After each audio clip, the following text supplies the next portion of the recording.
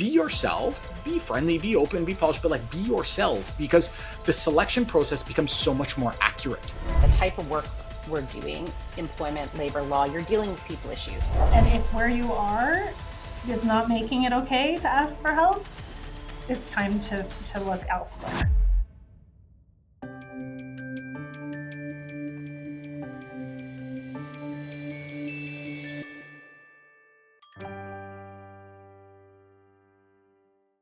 We are back with another episode of the What You're About podcast with me, Chad Abood. And I'm excited for this one, not only for the two wonderful people we have here, but because we've done one episode with multiple guests, but we've never done an episode with multiple guests in different places. So we have 3 cities, 3 time zones, but we're all together here. And we've got some really fun overlaps because Angie Jackson, Pam Hinman, they've worked together before at the University of Calgary. We'll get into that.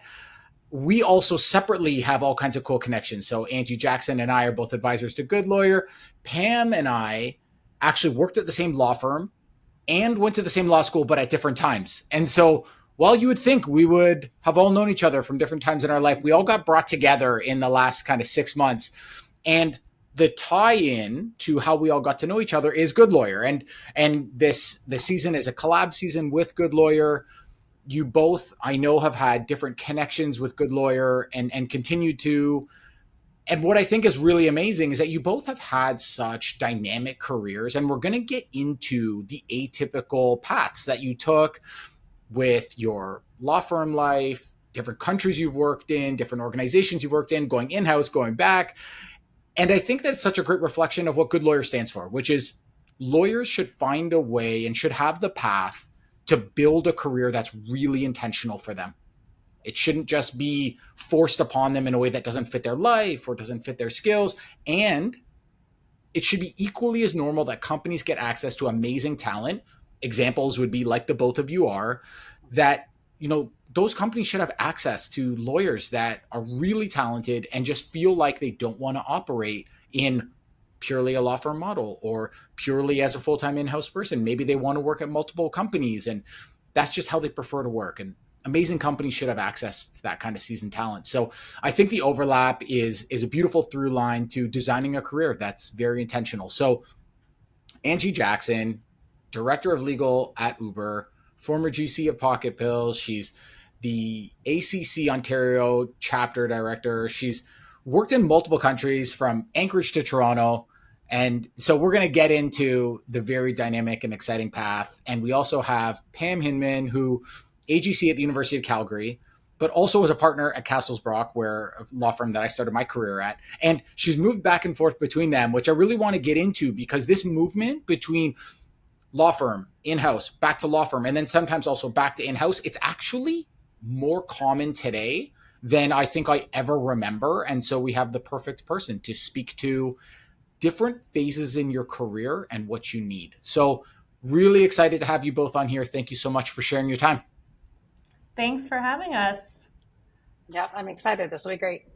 Let's do it. Okay, so first thing is we're going to get the elephant out of the room is that a few years ago, you were actually working together at the same org at the University of Calgary, Yeah. which is so cool. And so I want to know first impressions, and if the first impression mapped on to your experience once you started working together. Angie, you got the mic. First impressions of Pam. Oh, interesting. So first impressions of Pam, I think I had a little inside tea on Pam before we joined anyways, because when I was being lured back to the University of Calgary, our mutual boss at the time, Jacqueline, had been talking to me pretty frequently about coming back. And one of the clinch pins was, she said, well, you got to come back now because we've just brought on Pam and she'll start about a month before you do. And you guys will get on like a house on fire, and gave me a lot of sort of insight into Pam. So she was one of the pieces that sold me on coming back. So I would say my first impression certainly did align with what Jacqueline had told me about Pam. And yeah, I wouldn't say it changed too much once I started. We were working at a pretty difficult part of the university during a tough time. And and I think, it it was all good from there. That's cool. That's cool. Pam, did you know that you were one of the selling pieces for Angie to come back to UFC? Did you know No, that? no, I didn't know. That's cool. That's cool. That's cool. Okay, Pam, how about you? What were your thoughts on Angie when she first joined? You were only a month in. How did it play out? Did it feel the same as what you expected? Well, I mean, it was my first time working in-house, and it wasn't a strictly a legal role. So it felt a bit intimidating to me. My first impressions from Angela were that she was very fun and like going to be a great boss because I was reporting to her, and that she was going to be chill, but she was also going to help me figure out how to handle some of the complexities of working in a big organization as a lawyer, coming freshly from private practice and not having worked anywhere else. And that was true, and she did help with that. So yeah, that sounds on point from what I know about Angie too. Yeah. Fun, yeah, and she's gonna like help others get there quickly. yeah. That feels like the Angie Jackson that I've met and know and come to love. So totally love it that your experiences in the first impression mapped on later. That's super cool. Okay, so you both have had very interesting paths and routes to where you are. Angie, I want to start with you because you've even worked in multiple countries from almost coast to coast, many cities. When you think about the journey that you've been on, did it feel like, yeah, you were a pretty kind of curious cat growing up? You were like in all these different places doing different things, or did it almost surprise you that you've worked between, BC, Alaska, Alberta, Toronto? Like, is that surprising to you, or is this like, no, that kind of reflects my path? I'd say it's a little of both. Some of my moves were definitely reactive to certain circumstances, and others were definitely intentional. But overall, I think I've always, before my career in law, was working in film and advertising and sort of creative fields. So I think the kind of up for anything, the idea that I'd end up moving or traveling or taking on things that are a little bit different or non-traditional, that I think holds true. And the idea of doing, like, some of my moves are a little different in that I would hold, multiple jobs at the same time to kind of round out experience I needed. That very much holds true throughout my life. I've done, going through school, that type of thing. So I think a lot of that is very true to form, but the notion of where I moved and which employers I went to and stuff, sometimes that was more reactive, like graduating in 2008 during the crash pushed me to go to Alaska. I was not intending to go there, but it was a solution that gave me a great start. But other things were a lot more intentional, like choosing to return to the university or moving on to my role with Uber.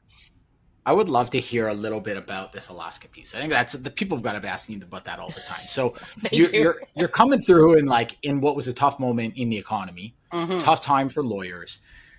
There's lots of places that you could go. Anchorage, I'm sure, is beautiful. I haven't been, but there's lots of places that you could go. So what was the piece the opportunity that you seized on in Anchorage, and why that opportunity as compared to anything else that was either in front of you or that you could have waited for? Why did you react and take that?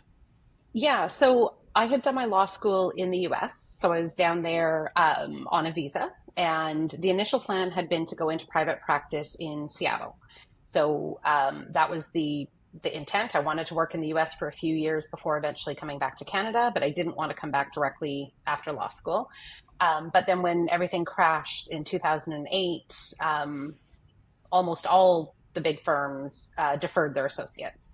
So it wasn't that you didn't have a job to go to, but they couldn't tell you when you might start. It could be in 3 months, 6 months, or a year. And while if I had been in the US on a different capacity, I might have just waited that time out and found something else to do. I couldn't do that with the visa I was on. I could only work a legal job. It was that or get out of the country. So immigration didn't really contemplate deferrals. So given that, I was in a bit of a panic and was like, okay, well, what do I do now? I don't want to come back to Canada just yet. And in talking with my mom about it, like, well, what do I do? She was like, go north. And she had done that early in her career. She's like, there's always jobs up north. It's an adventure, but they always need people. So look at that. And I did a little bit of exploring, sent out a few applications up in Alaska. And when I looked into it further, they don't have a law school up there. So there's a real shortage of young legal talent. And looked around. There was a lot of demand if you were willing to pick up and go. So I did so. Wow. Okay, this is a big move, especially for folks that haven't lived in the North before. And I know some folks who have done it in Canada. Anchorage, real city, but this is still geographically quite a distance to go. What Yeah. is the biggest thing that you had to adapt to? Whether as a lawyer or just as a person trying to acclimate to a new place, what is the biggest thing where you're like, wow, I had to learn that quickly in order to kind of get adjusted and meet people and fit into this new environment? So I was lucky. I had lived in the North in Canada periodically throughout my childhood, and I did my undergraduate in Prince George, so like semi-north, not far, far north. So for me, it was a fairly easy adjustment, I would say. The one thing that was kind of a bit different, that was harder to adjust to, was being as far north as I was. You get the 24-hour darkness in the winter and the 24-hour sun in Mm. June. So that took some adjustment. But thankfully, when you move up there, people are very open about that. So like you see your first GP and they're like, oh, by the way, you're going to have to take tons of vitamin D so you don't get depressed in the winter, and Right. get yourself a sad lamp, and in the summer, get your blackout blinds and trick your body into going to sleep. So that was probably the biggest physical adjustment being up there. Other than Wow. that, it was Anchorage is a very friendly place. It actually feels very similar to Calgary in like Mm. size and vibes and demographics. So it was a very easy city to navigate once you were there. People were overwhelmingly friendly. I arrived the day before the bar exam, and by the end of first day, I had social engagements for the rest of the week. Like very, very welcoming That, people. So that's that cool. that made it very easy. And that's such like a wonderful thing. And Calgary, yeah, like totally feels like that. I'm sure Pam could speak to that as well, Mhm. but like very welcoming place. And that matters a lot too when you're trying to design your career, because there's the substantive part, but there's the stylistic part about finding the people that, you can relate with, that Mhm. understand where you're at in your life. And Pam, when I think about your career, because we have this commonality about law firm, and you've worked in Toronto as well as Calgary. What was it for you that drew you to law firm life in the beginning, or castles in particular? Like, what was it? Was it like, okay, well, this is the path through, and I've got an article anyway, and this was a path? Like, what was the thing about the law firm life that you were looking for the most when you first started? I have to say, I don't know that I really knew what I was looking for when I first started. It kind of snowballed for me, and it took a long time because, having come from being a professional violinist, it was a huge change for me. And so when I started law school, I always felt a little bit like I wasn't quite sure how this was going to go, or if this was really going to suit me. It was always a bit of, here's violinist Pam, like trying the law out. And so, I just engaged in all of the should do's that you do in law school. So I did the Mhm. OCI process, and I did well, in part because people wanted to talk to me about my music career. So I got lots of Sure. interviews, and the one area where I was interested was labor and employment, in part having been a union member in the orchestra that I was playing with. And so that's kind of where I focused, and I ended up on with a Bay Street firm, started there, but left to go to Castles, actually to work with a smaller team and two women who were great mentors to me during my time there. I wanted some female leadership and mentorship, and so that's why I ended up at Castles. And I certainly grew a lot as a lawyer there. I had great learnings from my initial firm experience too. I did a ton of hearings and lots of litigation experience, but ultimately really honed my advisory skills at Castles. And that's where I kind of found my niche of what I wanted out of legal work, which was helping people solve problems. I like a couple themes there that jumped out to me that I try to share a lot with folks that are thinking about career growth, whether they're just entering the industry or whether they're changing. One is looking at your past experiences of where you've like felt good or thrived, and you're looking at your violinist experience, and it was so interesting that you're talking about being a union member. Like, you were part of the space that you are now advising. Mm-hmm. And I think that's so valuable, right? Like, not only is it valuable as an advisor, because you can theoretically talk about stuff, but if you haven't been inside the machine, it's very difficult to truly understand how people feel when you give them the advice and if it's even practical. But you've been inside it. You've been a part of a union. You've, probably been a part of the negotiations and felt the impact of where a deal lands. So that's cool. Mm-hmm. The other thing that stood out to me was when you were talking about female mentorship was important to you and female leadership was important to you. And I love that. I love that you were thinking about it because I think it really matters that the community we are working within feels like something we want to be a part of, because unless you are deeply obsessed about an area of law or whatever type of practice you have, the people are so important to your fulfillment.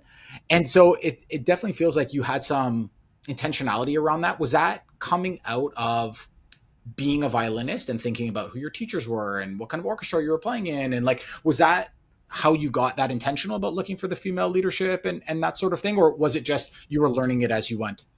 No, I mean, I think that's right. I had a lot of like, amazing mentors and great training as a violin student. Like when you're studying at the level that I was, you train with individual professionals, you get lots of one-on-one time, and a lot of your learning happens by mirroring what they do.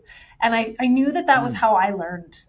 My learning style is watching other people and then not necessarily doing everything that they do, but taking bits from what they do and then making it my own. And so I was looking for more of that when I switched and kind of worked with the two female mentors that I worked with. And I still to this day will kind of sometimes as I'm working think this is something that person would probably do, or they would handle it this way. I'm going to handle it like that. And so it is very important, from my perspective, to have those types of mentors, especially in law, because as we know, like law school doesn't train you to actually do the work and practice and engage. And I think, now that I'm more senior and advanced in my career, I take very seriously also the mentorship responsibilities that I have with my own team, to make sure that I'm giving them the attention and time that I benefited from. Because you know how impactful it was for you. Yeah. Now, I like that too, that you were paying attention to your learning style. Everyone learns differently, visual, audio, experiential. And I think it really matters to not worry about how other people learn, but to figure out how you learn and then try to gain that. So I thought that was another cool insight for everyone listening. Angie, when you think about you've worked in a lot of either big corporates, also at the University of Calgary, you're working for one of the biggest companies in the world now at Uber. What is it that you looked for in a team or a leader that you felt like brought out the best in you? Like, what are the things you're focused on in these different transitions where you're like, boy, I'm glad I was looking out for that because I really received amazing mentorship or amazing space to operate in? What matters most to you? I would say when I'm looking for leaders that I'm working with, authenticity is number one. And I think from that flows the ability to develop real relationships and to get that mentorship and that type of relationship going.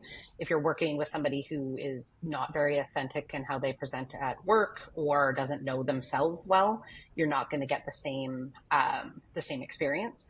I've worked with leaders that sort of run the gamut on that, and where I've been most successful and have had the best time working as well has been with people who are like that. Also, I'd say looking for a leadership style that is encouraging, enabling, and open door type leaders, but also who are very direct in their feedback and very, know what they want, know how they want it done, and are clear on those types of expectations. We've been lucky, both Pam and I have worked with some amazing leadership at the University of Calgary, outside of legal as well, like just in some of the business leaders that we work with. Mm-hmm. And I think having spent a decent amount of time there and going to other companies where it's a different type of model, academia does really embrace that, like be yourself, be the expert you are. And that's not always the case when you move into different types of companies. So I think we were a little spoiled there in some senses that like the whole culture is around, knowing your value as an expert. So I I think that was an interesting takeaway from there. But that's what I look for when I'm judging, or when I'm like judging a new opportunity on the leadership. For the actual opportunity, I just want interesting work, broad, So interesting tell me work. about that part. So you're thinking about folks that are listening, maybe they're in an interview process right now Mhm. and they feel like they may know what they want. Maybe there's some of those same things. I want, someone who's like friendly, open door policy, but give me some Yep. autonomy.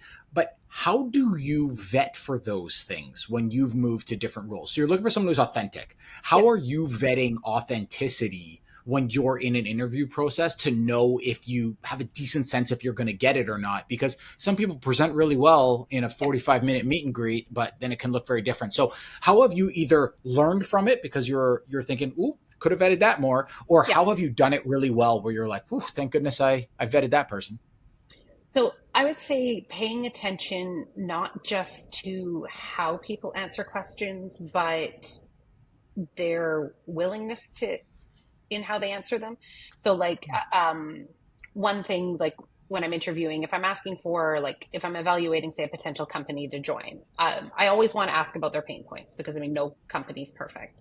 So I like to ask about, like, I've heard this negative about, this company, or, I've seen online there's concerns with, this aspect of your business. I like using those types of questions because, one, you can test as, like, are they going to be transparent and acknowledge there is a problem and how they've been dealing with it?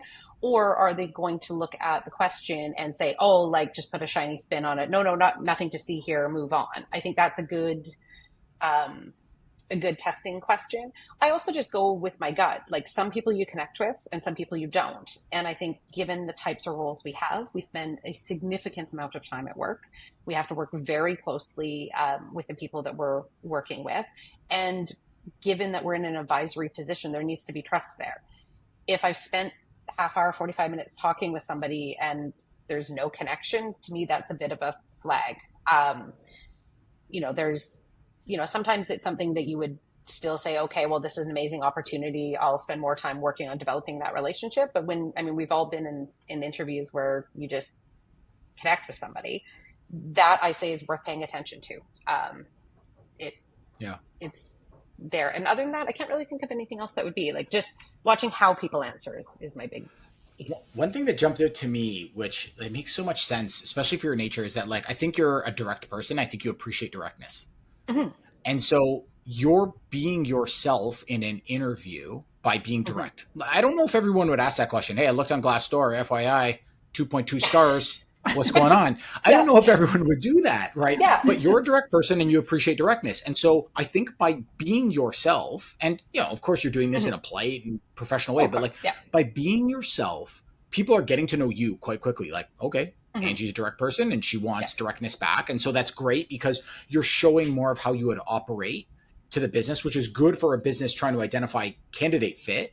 And Yeah. also you're pushing to see if you're going to get directness back. And I think that really matters in an interview, is to, like, Yeah. be yourself, be friendly, be open, be polished, but, like, be yourself, because the selection process becomes so much more accurate. Yeah. And I think, like, Pam and I also have an advantage here in that the type of work we're doing, employment, labor law, you're dealing with people issues. So it is a very job relevant question to Mm. ask about Yeah, people's that's true. experiences at the company and the company's reputation as an employer, that you might not feel as free to ask if you were interviewing for, like, a purely commercial role or a technical role. Mm. Like, we have a nice wedge in where we can say, like, we're going to be looking after the people issues. What are they? Like, what types of things can we be expecting to see in our That's a good one. position? Mhm. Because, like, if you're working in labor, how contentious your union relationships are is a very critical point to fit with the role, not just fit on an interpersonal level. I like that. That's a great one, actually, because it's an important criteria for your role is to understand. So Mm-hmm. it's a nice inroad instead of folks just thinking, oh, you're being Yeah. contrarian or confrontational. It's like, no, it's Yeah. the point of the job. I think too, maybe, I think back to my GC days at a tech portfolio. If you're looking on Glassdoor and you're seeing that the devs had high turnover or saying there's something wrong with the product, that would be a similar analogous wedge to go in, because if you're going to Yeah. support corporate commercial on a tech company, you'd want to get a sense of, like, why is there so much turnover in the dev team, or why are there these customer complaints around the product? That's a great insight, Angie. Pam, you've done something that is a little bit more common now, but it probably wasn't even super common when you're doing it, which is you're at a big firm and you're a partner at Castles and going back and forth between in-house and the firm. And in your case, it was the same firm when, and I think more folks are doing it now, but at your time when you did that, so curious to know, pretty natural to go from in-house, to go from a firm to in-house, but then you went back that first time. So tell us about that. Like, what were you thinking when you were in-house the first time, and then law firm knocked on the door and said, "We'd really love it if you'd consider coming back here"? Were you trepidatious? Were you excited? Like, what was going through your mind to make that decision? Yeah, I mean, there were a number of factors that played into it. In the work that I was doing in house originally, it was great. It was interesting, but it wasn't a strictly legal position, and there was a part of me that missed the actual practice of law, like being a true legal practitioner, because I was in more of a labor relations role. And so there were some challenges there for me. Also, COVID had hit at that time, and that played a part. It presented some financial challenges for my family, which also played a part in my decision. But then also, I had a good relationship with Castles when I left. They understood that when I left to go in house, it was in part because I was looking for to try something different, a change. And I had a young son. I had just returned from maternity leave, and so was looking for maybe a role that had some more concrete boundaries. But yeah, I decided to go back, and it was great. And the feedback I got, frankly, from the lawyers when I returned was, wow, that time in house really sharpened some of your advisory skills. Like Imagine that. you are a different lawyer now. And yeah. And so it helped me excel, I think, because it wasn't until that second time back that I made partner. So it was after that, and I, had been doing quite well. So I did enjoy that.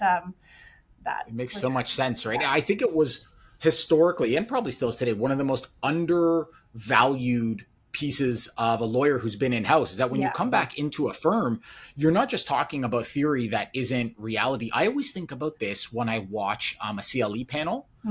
If there isn't a lawyer that's either created the regulation, so they're actually at the regulator, or they're in house implementing the advice, like, I'm not that interested.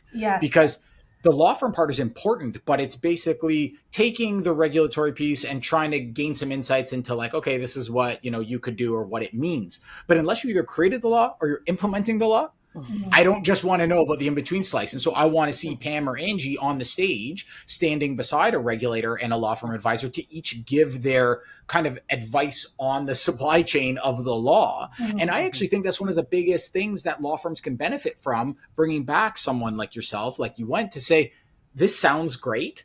These pieces really matter. These other pieces, nobody's really doing that anyway. And the way that the regulation actually plays out in terms of the actual workplace, like, that actually isn't a pain point, but these really are. Like, that's gold, because that's how the machine is actually operating. And I think it's beautiful that your experience was that was valued. Totally. And so now you're on this, you're back on the initial trajectory. Your partner at this national law firm, you made it according to all of these societal external metrics when we first start, that law school to law firm path. And then what happens? Because you're not at Castles right now. You're not sitting in a boardroom right now. No, that's right. I'm not. And then I got approached with this opportunity to be Associate General Counsel. And it was with Jacqueline. Angela mentioned we had worked with her before. And I had always enjoyed working with her. And she had just taken on the role of General Counsel. And, I had maintained my connection with her. And she said, yeah, I have this job. Are you interested?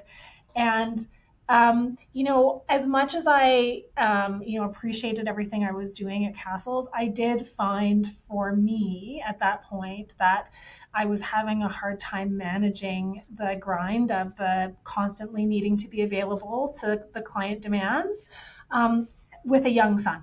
I mean, it was a real family challenge for me, and I was tired, and the opportunity presented itself, and I jumped on it. And I would say probably, it was one of the best decisions of my life because I have now had to grow as a lawyer so much in this role, going from being an expert in labor and employment law to being a real generalist. Like you really stretch sideways when you're in-house, and especially when you're in an in-house leadership role where I have a team and portfolios under me.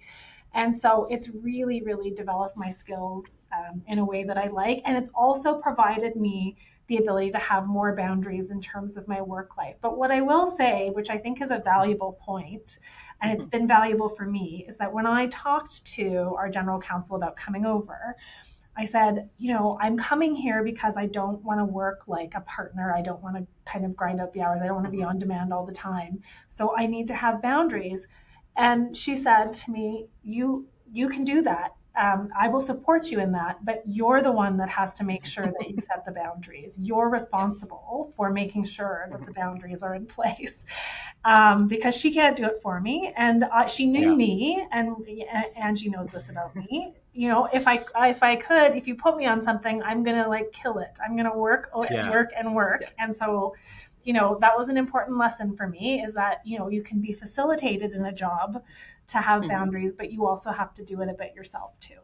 Yeah, that makes sense. I think that's great advice, right? Like, you got to be the architect of your own career, because, even folks with the best intentions, they can't do it for you. They're designing their own career. They've got their own family lives to maintain. And I think that's a great reminder for everyone that there are resources, there are mentors, there are supports, there are managers, but you need to take hold of your own career, because if you don't build your own dream, you're just going to build someone else's dream. What I think is also a nice commonality that both of you have is that you've both built and maintained really strong communities. And it's allowed you to move to different roles, move back into roles, rejoin organizations if you wanted to. And I think that's something else in our industry that we could all do a bit better with, which is don't always burn the boat. And I think that sometimes can happen in the legal industry. It's okay, well, I'm gone from there. And or that's how the organization treats lawyers sometimes as well. They're gone now, so they're dead to me. But you are both great examples of, you kept and maintained warm, deep and broad communities, and it created opportunities to you when you needed them, whether it's 2008, whether it's because of family, whether it's because you wanted to stretch into a different area of practice, whether it's because you wanted to go back into it. And I think that's a big takeaway for anyone that's listening and watching, that's thinking to themselves, well, why can't I find this opportunity? Or they've worked at these incredible orgs, why not me? Of course, they're both smart and capable, but I also think it's the community that you built that is reaching back out to offer opportunities. So Angie, if you think about, for folks that are listening, thinking to themselves, I'm in a rut, I don't like this, I didn't think there was, that many other opportunities. Apparently there are, because I'm listening to Angie and Pam talk about them.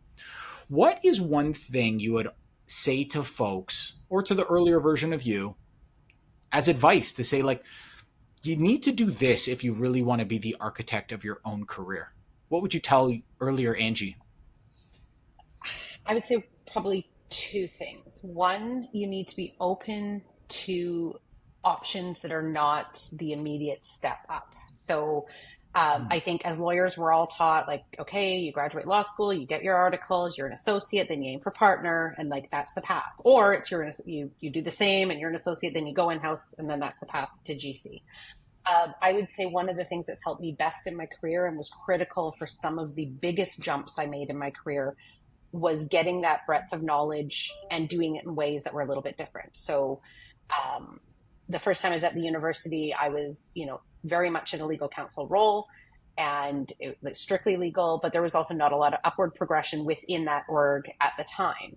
It was things like moving into labor relations or taking on a portfolio. I moved to a different company at that time, and I was looking and talked to the GC about, well, if I want to be a GC one day, what do I need? And she's like, leadership experience. She goes, but that's the bad catch-22. She's like, they want you to lead and manage a budget, but they won't give you people or a budget until you have that.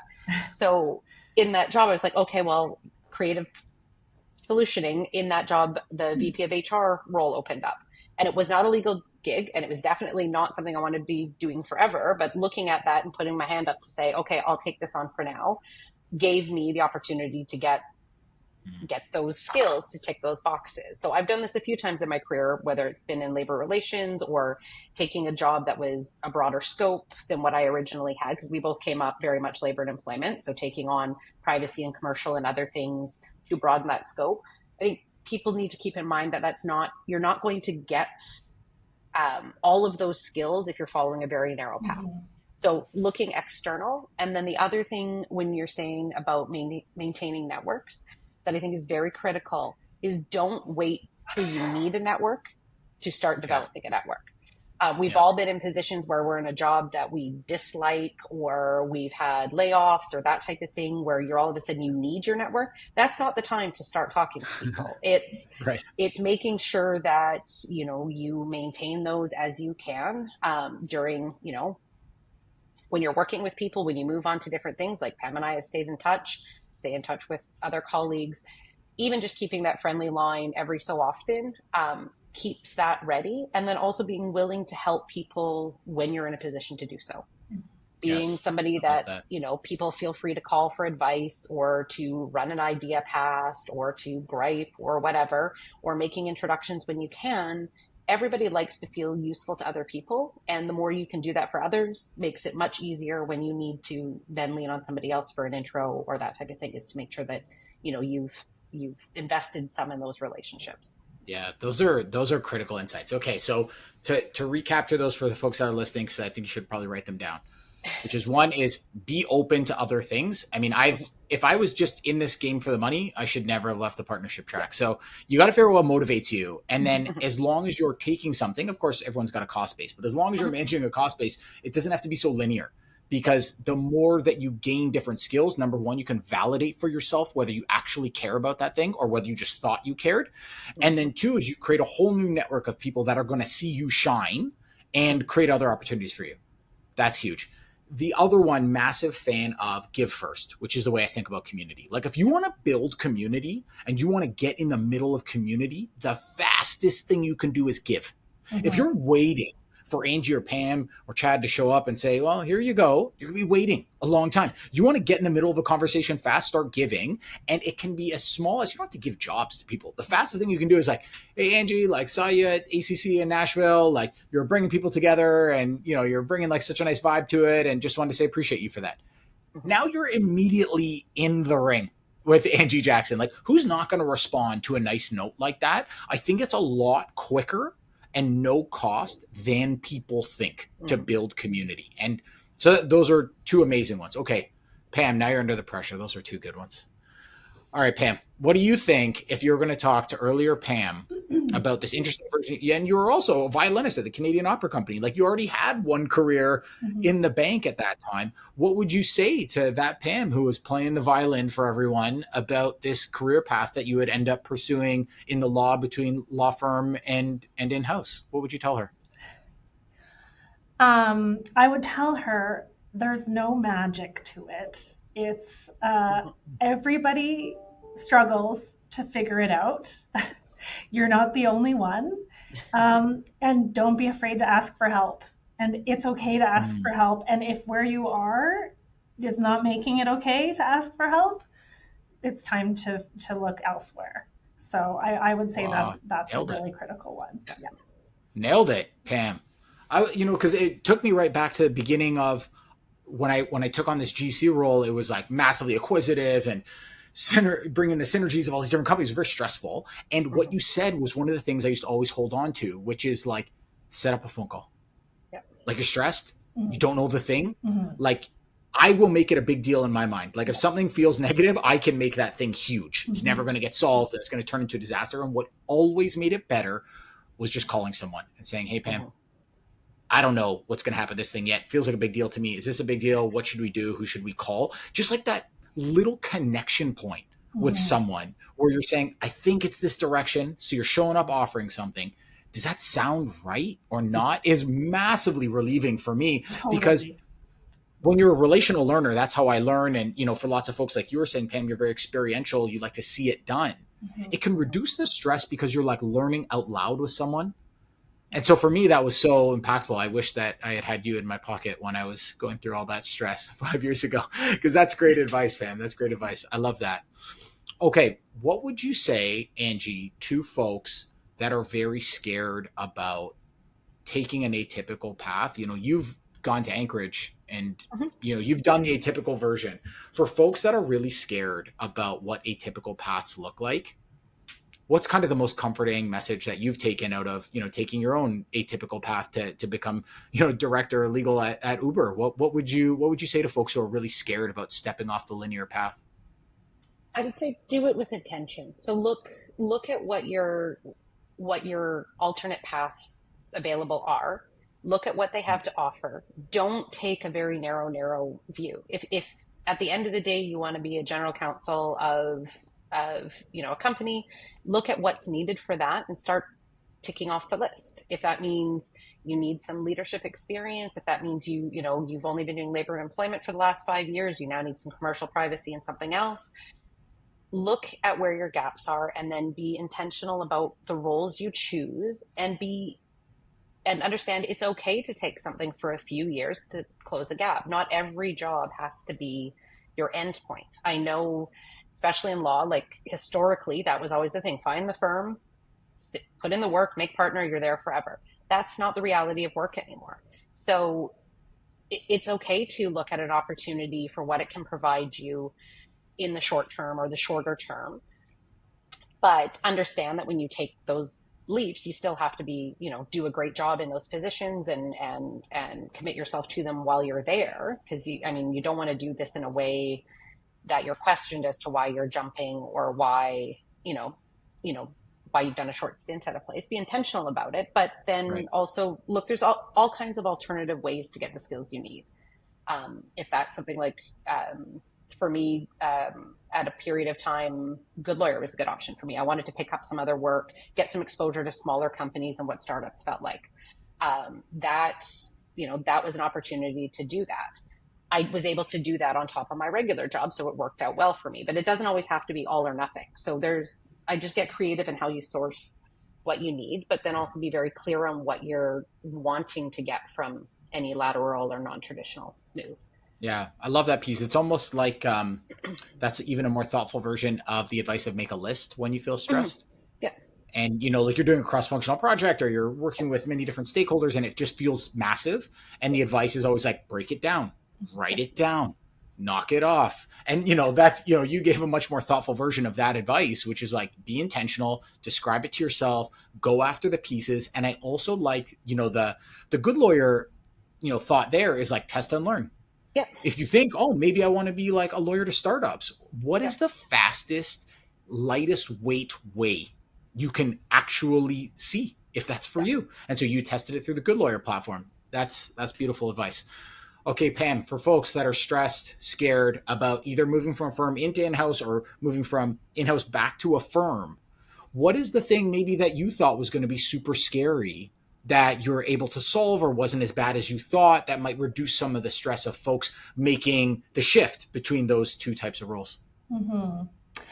I think, for me, the thing, at least moving to in-house initially, what was kind of the scary unknown was how I was going to operate, giving the advice, and knowing who the client was and where to go with that and how to manage all the different relationships and stakeholders. And again, that's the ask for help part, and that it's okay. And most in-house legal teams know that if you're coming directly from private practice, you're not going to know how to navigate that kind of governance, internal, like broad kind of spiderwebby approach to figuring out where you give your advice.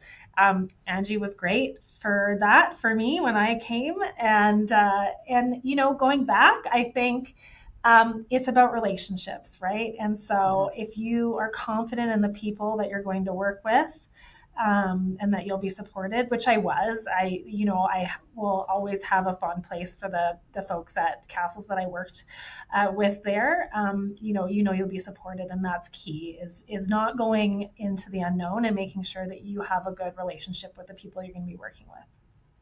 Yeah, that's really good advice. I used to say to folks, especially when they were like young associates and they would feel a lot of stress to like do partner level work, I would look at them and be like, well, how is that possible? I mean, you haven't been doing this for 10 or 15 or 20 years. Your goal is actually to do, like, I used to call it the 87-13, just because I think those are fun numbers to remember, which is like, get 87% of the way there in the world of work you're supposed to do. The 13%, nobody expects you're going to know it. They're not paying you for that. You don't have the experience to know it. What you need to do is create good relationships with people like Angie and Pam, so that when you bring the 87%, to your point, it's also locked down in quality. And on the 13%, maybe you have a sense of directionally where it might go, but you're going to them because they are the ones with the context asking for that advice. And I think for anyone that's ever managed a team or trained someone, they know that the person who asks thoughtful questions is a great team member, because you know how much they care. So for younger lawyers, or any lawyer that is scared to ask questions, I think a great kind of parting piece of advice here is that don't be afraid to ask a thoughtful question when you've put in some like foundational effort, because as the recipient of that, you love it. You love it when people ask a question versus just say, no, I got it, and they walk away. That actually terrifies people, and when you don't have enough credibility in the bank. So I think that's great advice, Pam. And I also think it's a beautiful note to close on. I want to say thank you so much, Angie Jackson, Pam Hinman. So glad that we got to put all this together in support of the Future of Law Summit, November 21. Everyone, I hope that we will see you there. It's virtual, it's free. We wanted to make zero barriers to 4 hours of the most fun CLE you're ever going to see. And I can't wait to see you all there. Thank you so much for sharing your time. Thank you. Thank you. Lovely to see you again. Okay.